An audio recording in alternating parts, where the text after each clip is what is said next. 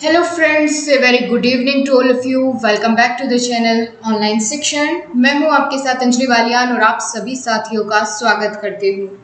Guys, आज हमारी सामाजिक अध्ययन डीएलएड फोर्थ सेमेस्टर की ये 17वीं क्लास है और आज की क्लास में हम द्वितीय गोलमेज सम्मेलन और पूना पैक्ट इन दो टॉपिक्स को बहुत इंपॉर्टेंट है आपके एग्जाम के पॉइंट ऑफ व्यू से, खास करके पूना पैक्ट, तो दोनों के बारे में बहुत ही अच्छे से हम डिस्कस करेंगे। दोस्तों, ये मेरा आपसे वादा है कि आपके किसी भी विषय में बैक नहीं आएगी। इतने अच्छे तरीके से आपको सभी नोट्स और समझाया जा रहा है कि बैक तो छोड़िए, आप टॉप मार्क्स लेकर के आएंगे। ठीक है, तो हमारा टारगेट जो है आपका पूरे 50 में से 50 नंबर का टारगेट लेकर के चलेंगे। फिर वो अलग बात है कि उसको आप किस तरह से अपने एग्जाम में प्रेजेंट कर पाते हो। ठीक है दोस्तों, तो सभी गाइस जल्दी से एक बार वीडियो को शेयर कर दीजिए। सभी को गुड इवनिंग, नमस्कार। जल्दी से एक बार लिंक को कॉपी करेंगे और अपने सभी मित्रों के साथ शेयर करेंगे। देन हम शुरुआत करते हैं आज की अपनी क्लास की।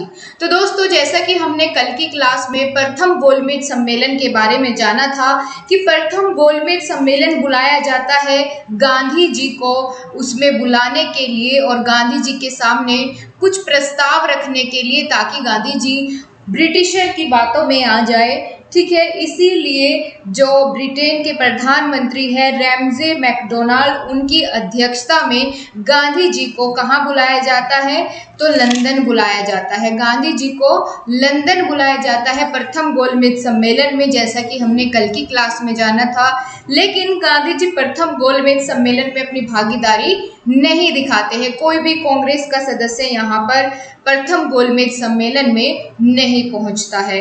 तो इसी बात से परेशान होकर फिर क्या होता है, जो गांधी और इरविन के बीच में समझौता है। इरविन कौन है? इरविन उस समय भारत में वायसराय थे। तो प्रथम गोलमेज सम्मेलन में जब गांधी जी ने अपनी हिस्सेदारी नहीं दिखाई, इसी के कारण फिर गांधी और इरविन के बीच में समझौता होता है 1931 में। और उस समझौते में कुछ शर्तें रखी जाती है, जो कि हमने कल जाना था। आप जरूर देखिए पिछली क्लास अगर आपने नहीं देखी है। गाइस, एक बार फटाफट से सभी लोग शेयर कर दीजिए। बिल्कुल सभी साथी एक बार शेयर कर दीजिए, आपके बाकी साथी भी जुड़ जाए, क्योंकि बहुत इंपॉर्टेंट क्लास आपकी ये चल रही है। तो 1931 में गांधी और इरविन के बीच में जो समझौता हुआ था, उसमें कुछ शर्तें रखी गई थी दोनों तरफ से। ठीक है, पहले अगर गांधी जी की शर्तों की बात करें तो गांधी जी ने कहा था कि हम तुम्हारे गोलमेज सम्मेलन में तब भागीदारी निभाएंगे यदि आप जो भी हिंसा के आरोपी है, जो भी हमारी तरफ से आपने क्रांतिकारियों को गिरफ्तार किया है, उन सभी को छोड़ दिया जाए। ठीक है, और साथ ही साथ भारतीयों को नमक बनाने का अधिकार दिया जाए। ठीक है, शराब और अफीम की दुकानों पर हम धरना प्रदर्शन करेंगे और आप हमें कुछ नहीं कहेंगे। साथ ही दोस्तों, आंदोलन के दौरान जो संपत्ति जब्त की थी ब्रिटिशर ने, उनको वापस कर दिया जाए। ठीक है, तो ये कुछ गांधी जी ने शर्तें रखी थी इरविन के सामने। और फिर इरविन ने कहा था ठीक है, हम तुम्हारी मांगों को मानते हैं, लेकिन हमारी भी बदले में कुछ मांग है। सबसे पहली तो हमारी मांग यही है कि तो तुम जो है, जब हम दूसरा गोलमेज सम्मेलन करेंगे उसमें तुम जरूर आओगे। साथ ही ये भी कहा था कि जो तुम सविनय अवज्ञा आंदोलन चला रहे हो, इसको बंद कर दीजिए, इसको समाप्त कर दीजिए, ये नहीं चलना चाहिए, इसको बंद करिए।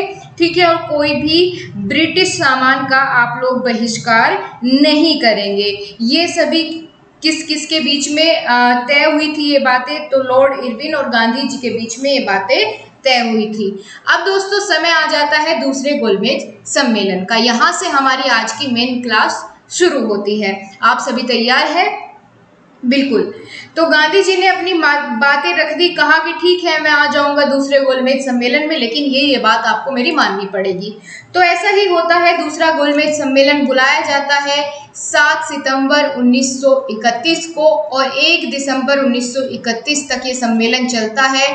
7 सितंबर 1931 से ठीक है 1 दिसंबर 1931 तक ये क्या चलता है, आपका गोलमेज सम्मेलन चलता है। पहला गोलमेज सम्मेलन 1930 में हुआ था, ये आपको याद रखना है, और दूसरा कब होता है, 1931 में होता है। ठीक है, सन याद रखना ज्यादा जरूरी है। उसी के साथ स्थान क्या होता है, तो इस बार भी आपका जो द्वितीय गोलमेज सम्मेलन है वो लंदन के सेंट पॉल पैलेस में बुलाया जाता है। कारण क्या था, तो कारण आप बखूबी जान चुके हैं। पहले वाले का भी कारण यही था कि भाई जो सविनय अवज्ञा आंदोलन आप चला रहे हो इसका प्रभाव बढ़ रहा है, तो इसको बंद करिए। और जो गांधी इरविन समझौते की हमने बात की थी कि गांधी और इरविन के बीच में समझौता हुआ था, गांधी जी को आना था इस सम्मेलन में, तो इसी कारण इस सम्मेलन को रखा गया था, खास करके गांधी जी को बुलाने के लिए। ठीक है, बिल्कुल। यहाँ पर दोस्तों अध्यक्ष की अगर बात करें तो दूसरे गोलमेज सम्मेलन में अध्यक्ष बनाया गया था रैमजे मैकडोनाल्ड को।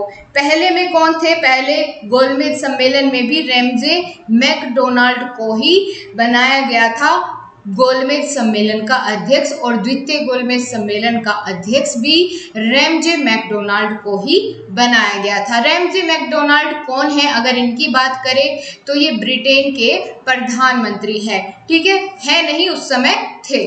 ठीक है, ब्रिटेन के प्रधानमंत्री थे रैमजे मैकडोनाल्ड। इनकी अध्यक्षता में द्वितीय गोलमेज सम्मेलन को यहाँ पर चलाया जाता है, और 7 सितंबर 1931 से 1 दिसंबर 1931 तक का समय था द्वितीय गोलमेज सम्मेलन का।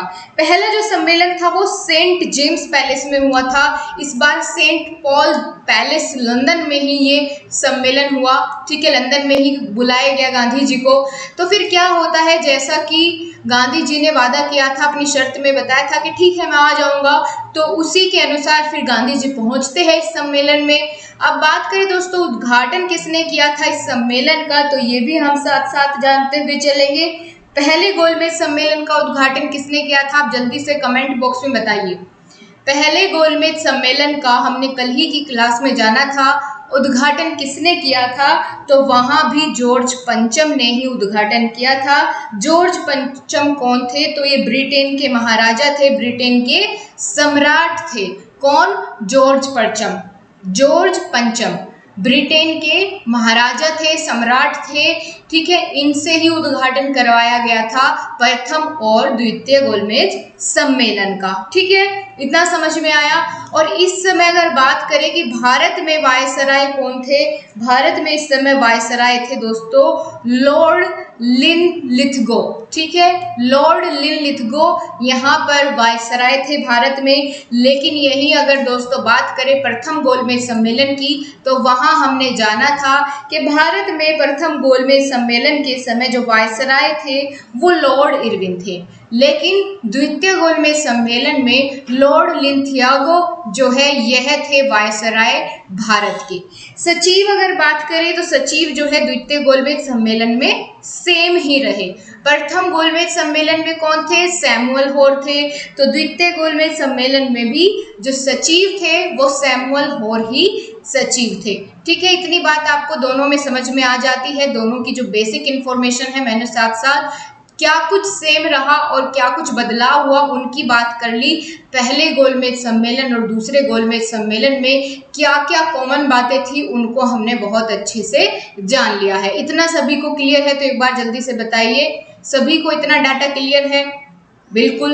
अगर आपसे द्वितीय गोलमेज सम्मेलन के बारे में पूछा जाए कि बताइए द्वितीय गोलमेज सम्मेलन के का उल्लेख करिए, तो आप इन सभी बातों को क्या कर सकते हैं, पैराग्राफ बना करके उसके माध्यम से लिख सकते हैं। जो बेसिक इन्फॉर्मेशन थी वो सभी मैंने आपको इस चार्ट की हेल्प से, इस टेबल की हेल्प से बताने की कोशिश की है ताकि आप लंबे समय तक इसको याद रख सके। गाइस, अगर आपको क्लास पसंद आ रही है तो शेयर साथ साथ करते हुए चले ताकि मुझे अच्छा लगे। ठीक है, और अपने फ्रेंड्स को भी आप शेयर जरूर किया करिए।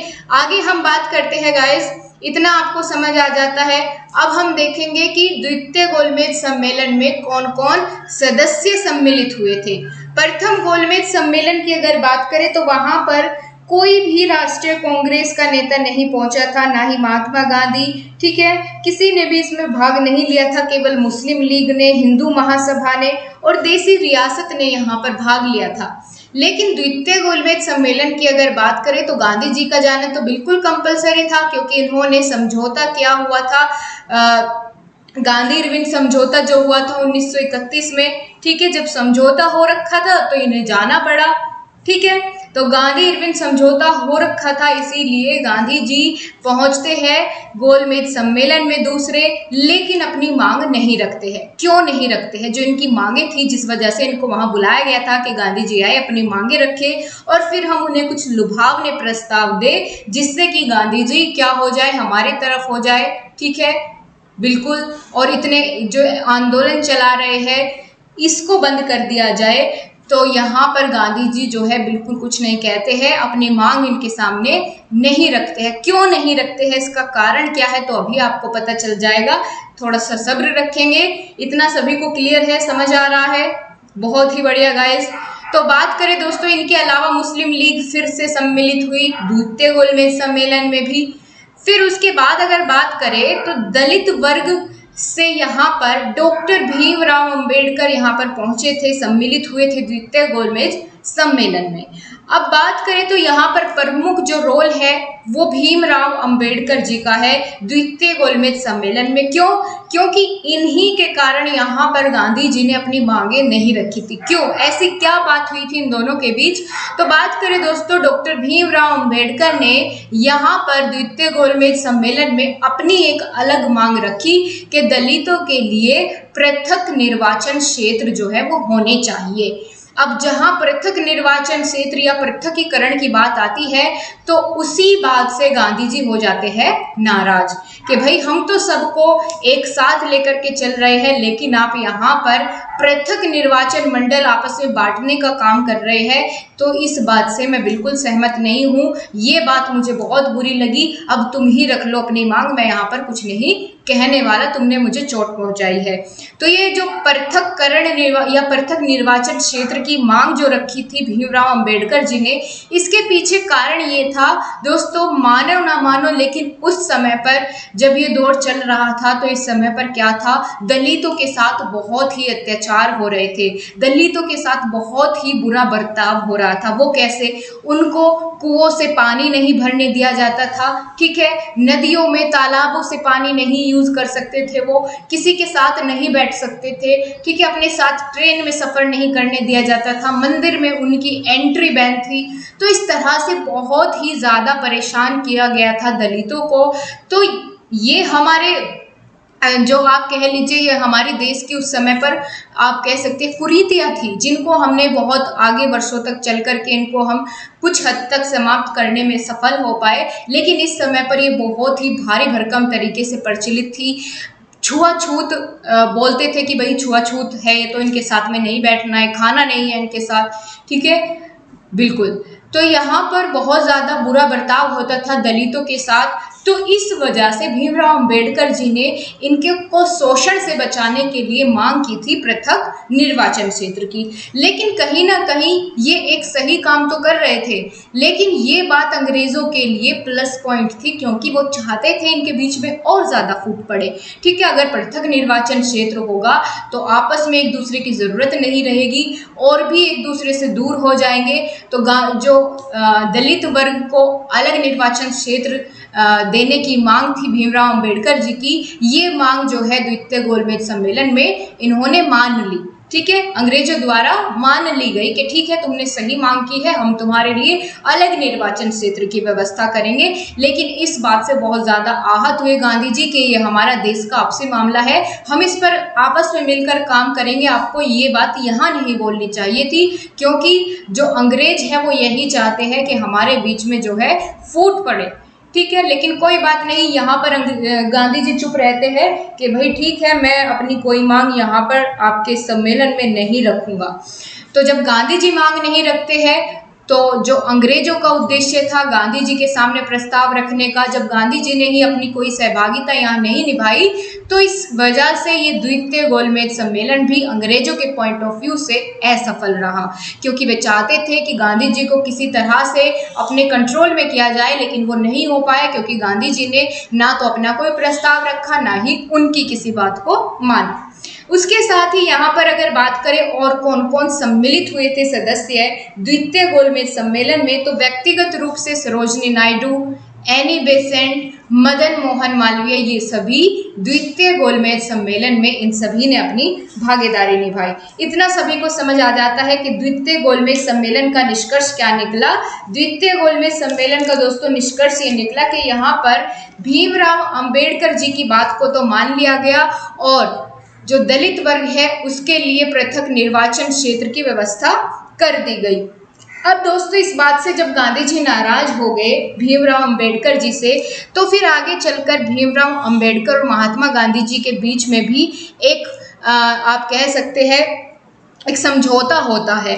इसी बात को लेकर के जो दलितों से संबंधित यहाँ पर अलग निर्वाचन क्षेत्र की मांग रखी थी, इसी को लेकर इन दोनों के बीच में एक समझौता होता है और उस समझौते को नाम दिया जाता है, जो हमारा अगला टॉपिक होगा, पूना पैक्ट। उसी समझौते का नाम है पूना पैक्ट। किस किस के बीच में हुआ था, तो ये हुआ था गाइस गांधी जी के, ठीक है, गांधी जी के और किसके, भीमराव अंबेडकर जी के बीच में ये समझौता हुआ था। क्या था इस समझौते में अगर बात करें, क्योंकि सीधा सीधा आपके पेपर में पूछा जाता है पूना पैक्ट क्या है। तो आपको द्वितीय गोलमेज सम्मेलन क्लियर है, दोनों को इंटरलिंक्ड आप कर चुके हैं। अब हम जानेंगे पूना पैक्ट के बारे में, ठीक है। इतना आपने समझ लिया कि कारण क्या था इसका, अब हम और डिटेल में इसको जानेंगे, ठीक है। दोस्तों बात करें पूना पैक्ट की या पूना समझौते की, तो ये समझौता होता है 26 सितंबर 1932 में। कब होता है, 26 सितंबर 1932 में ये समझौता होता है, ठीक है। और द्वितीय गोलमेज सम्मेलन कब हुआ था, 1931 में हुआ था, यानी अगले वर्ष जाकर के इन दोनों के बीच में समझौता हुआ। गांधी और अंबेडकर के बीच में समझौता हुआ या पैक्ट हुआ, जिसको नाम दिया गया पूना पैक्ट। अब इसका नाम पूना पैक्ट क्यों पड़ा, क्योंकि ये पूना जो स्थान है, पूना नामक जगह है, वहाँ पर ये समझौता हुआ था, इस वजह से इसका नाम पूना पैक्ट पड़ा, ठीक है। इतना क्लियर हो गया सभी को। अब दोस्तों जाने कारण क्या था इस पैक्ट का या दोनों के समझौता जो हुआ उसका कारण क्या था। दोस्तों सांप्रदायिक निर्णय 1932 के विरोध में ये लिया गया, यानी 1932 में जब द्वितीय गोलमेज सम्मेलन 1931 में हुआ तो उसमें बात इनकी एक्सेप्ट कर ली गई थी भीमराव अंबेडकर जी की, कि ठीक है सांप्रदायिक आपका जो निर्णय है इसको हम स्वीकार करते हैं और आपके लिए अलग निर्वाचन मंडल की व्यवस्था करेंगे। तो 1932 में इसको लागू कर दिया गया, ठीक है। अंग्रेजों ने इसको लागू कर दिया गया अगले वर्ष 1932 में। तो इसी के विरोध में क्या होता है, ये समझौता होता है। सांप्रदायिक निर्णय के समय क्या था, गांधी जी इस समय जेल में थे, गांधी जी को जेल में रखा गया था इस समय।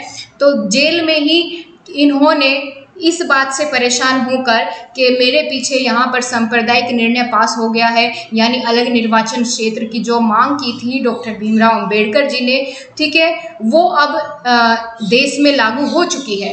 तो इस बात से परेशान होकर गांधी जी तो पहले ही जेल में थे, तो क्या प्रतिक्रिया हुई, तो 20 सितंबर 1932 को गांधी जी ने जेल में ही आमरण अनशन शुरू कर दिया कि ठीक है अगर तुम मेरी बात नहीं मान रहे हो तो फिर क्या होगा, मैं आमरण अनशन करूंगा, मैं तब तक कुछ भी अन्न जल नहीं खाऊंगा ना पीऊंगा जब तक कि मेरी इस बात को तुम लोग नहीं मान लेते कि ये सांप्रदायिक निर्णय जो है वो यहाँ भारत में नहीं लागू होना चाहिए, यहाँ पर पृथक निर्वाचन क्षेत्र की व्यवस्था नहीं होनी चाहिए। तो पुरजोर विरोध किया गांधी जी ने, जहाँ तक कर सकते थे इन्होंने खाना पीना छोड़ दिया, आमरण अनशन शुरू कर दिया।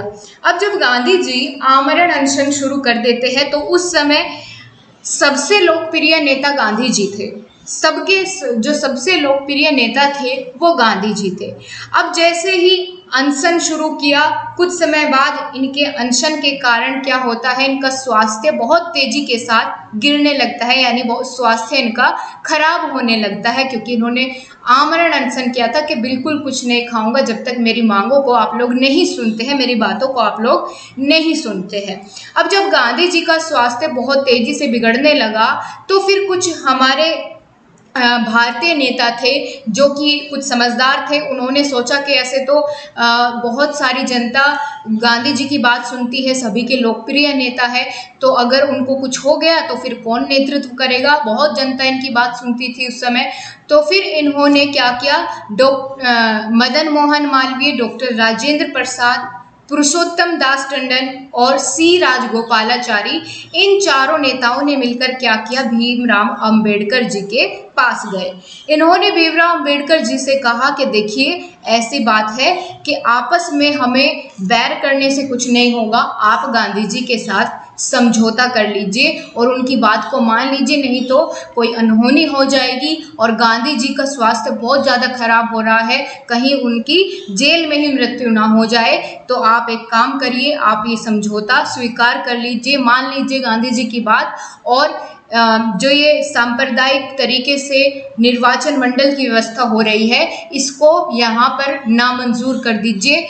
तो फिर क्या होता है, भीमराव अंबेडकर जी सोचते हैं कि चलिए ठीक है, मैं कर लेता हूँ गांधी जी के साथ समझौता, लेकिन मेरी कुछ शर्तें रहेंगी।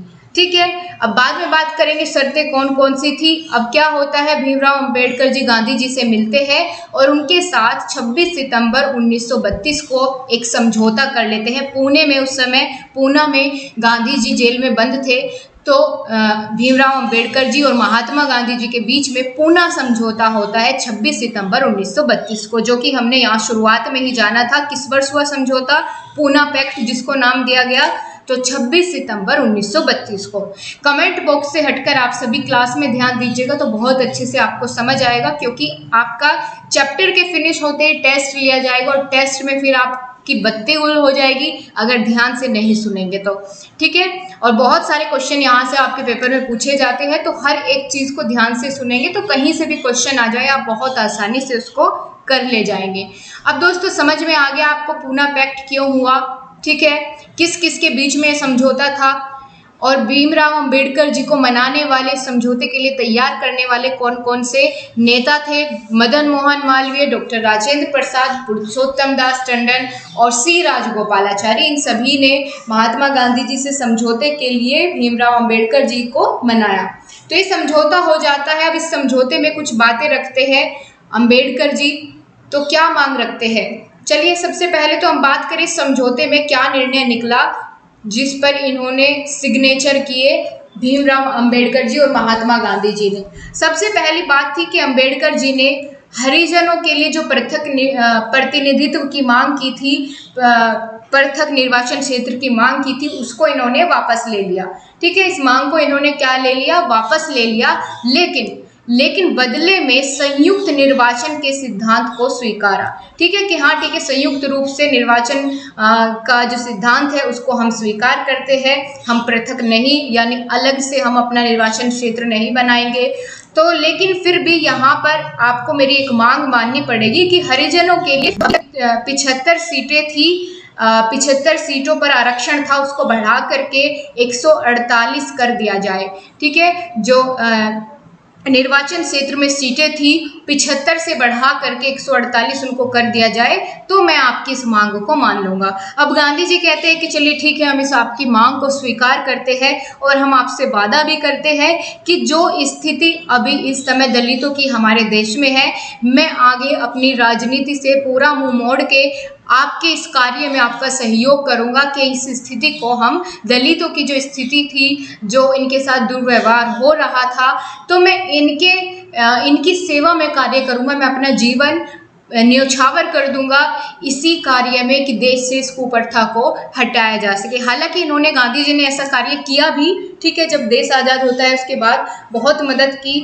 लोग यहाँ से भारतीय जनता के बीच में जो इस तरह की कुरीतियाँ फैली थी उसको बहुत हद तक दूर करने की कोशिश की, बहुत सारे पत्र पत्रिकाएं निकाली। जो हरिजन शब्द है ना, ये भी गांधी जी का दिया हुआ है। ठीक है, हरिजन जो बोलते हैं, हरिजन शब्द भी गांधी जी का दिया हुआ है। हरिजन नाम से इनकी एक पत्रिका भी निकलती थी महात्मा गांधी जी की। तो यानी बहुत कार्य किए इन्होंने जन जागृति के लिए। अब यहाँ पर क्या होता है, समझौता हो गया अंबेडकर जी और महात्मा गांधी जी के बीच, समझौते में क्या हुआ, तो अंबेडकर जी ने अपनी मांग जो थी वो वापस ले ली पृथक निर्वाचन क्षेत्र की, लेकिन साथ ही ये कहा कि 75 सीटों को बढ़ाकर 148 कर दो, तो ठीक है मैं सिग्नेचर कर देता हूँ। तो यही दोनों के बीच में समझौता हुआ। तो गांधी जी भी यहाँ पर अपना अनशन फिर खत्म कर देते हैं जब इनकी बातों को मान लिया जाता है।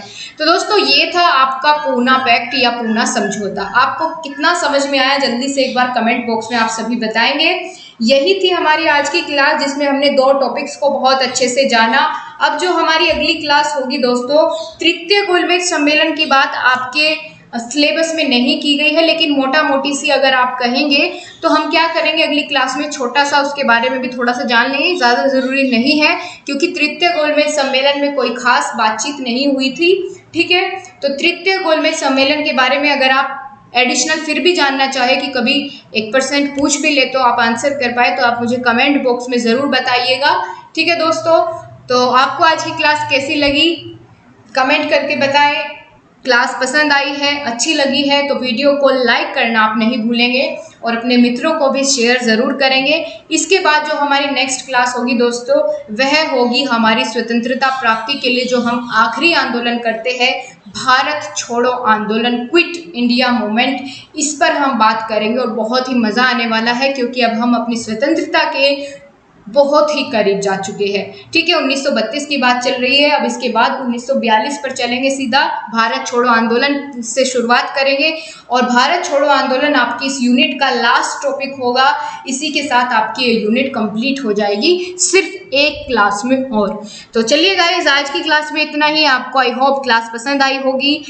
चैनल पर नए हैं तो चैनल को सब्सक्राइब कर आप बेल आइकन का बटन ज़रूर प्रेस कर ले ताकि आपकी कोई भी क्लास मिस ना हो पाए। और आप पहली बार क्लास से जुड़े हैं तो मैं आपको बताना चाहूँगी कि आप PDF के लिए टेलीग्राम ग्रुप को ज्वाइन कर लीजिए। टेलीग्राम पर जाकर ऑनलाइन शिक्षण सर्च करेंगे तो आपको टेलीग्राम का ग्रुप दिख जाएगा जिसमें 8,500 के करीब मेंबर है। तो वहाँ आप ज्वाइन कर लीजिएगा। वहाँ आपको प्रत्येक क्लास की PDF नोट्स मिल जाते हैं, हैंड रिटन नोट्स, बिल्कुल फ्री। तो ज्वाइन करना बिल्कुल ना भूले, अपने साथियों को सजेस्ट करिए, ठीक है दोस्तों। तभी आपके लिए और ज़्यादा क्लासेस कंटिन्यू की जाएगी अगर आप अपनी संख्या को बढ़ाते हैं। चलिए फिर यहीं तक अपनी क्लास को आज रखते हैं। आप सभी का बहुत बहुत धन्यवाद। कल मिलेंगे, तब तक के लिए नमस्कार। खुश रहिए, स्वस्थ रहिए और अपनी पढ़ाई करते रहिए, ठीक है। चलिए guys, bye bye, take care, जय हिंद, जय भारत।